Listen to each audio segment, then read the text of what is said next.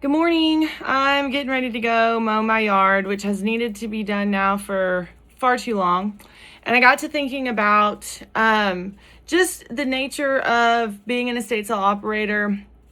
In a previous video, I talked a lot about how this is just a labor-intensive business, and a lot of energy is put forth into being physically somewhere, doing physical things that require us to be concentrated on that one thing and not do anything else. And that includes working on our other, business and all that stuff. Whenever you're trying to organize items and stage them and all the things that comes with that, it can often feel very overwhelming.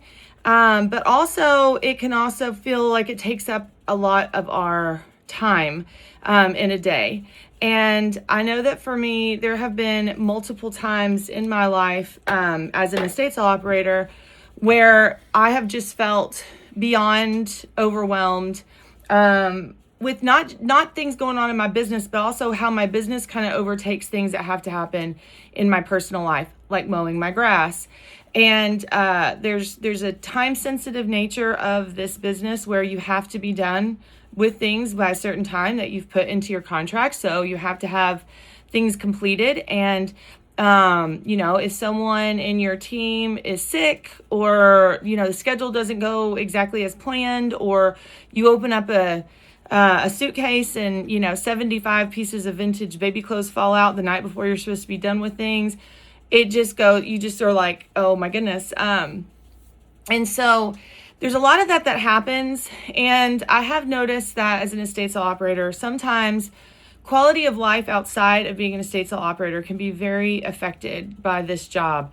And especially if you start to gain reputation as being an estate sale operator in your community, you get a lot of requests to do estate sales or to sell things for people. And you can become very overcommitted very quickly. And so one of the reasons, not only from an education perspective, did I create this institute, but I also created the institute to kind of be a think tank of experimentation with different ways of doing things that make our quality of life easier. Last night, Andy with EstateSaleFinder.net and I think we have both, he has figured out the technology side of helping with some labeling and barcoding that is going to make it 1,000 times easier to price an estate sale. And just with feedback that I give him, it's kind of like he creates the technology and I give the real world application of what that looks like, and are there any bugs or glitches that would make, that would cause it to not work exactly as we wanted it to.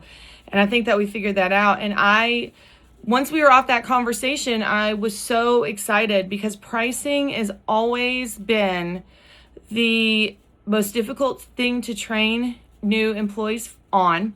It's so subjective. No matter how much experience you have as an estate sale operator, there's still a lot of subjectivity when it comes to pricing estate sales.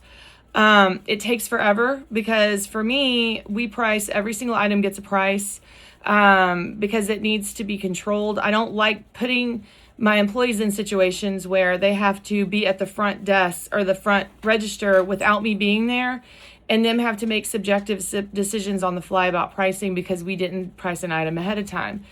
This new pricing model, and not even pricing model, it's a new way of physically pricing items that I think everybody is going to be blown away about. It provides the operator so much more control. But again, these are just things like, I can't tell you how many times we have spent, the last few days before an estate sale starts, sitting there with tape, just trying to price every single thing in that house.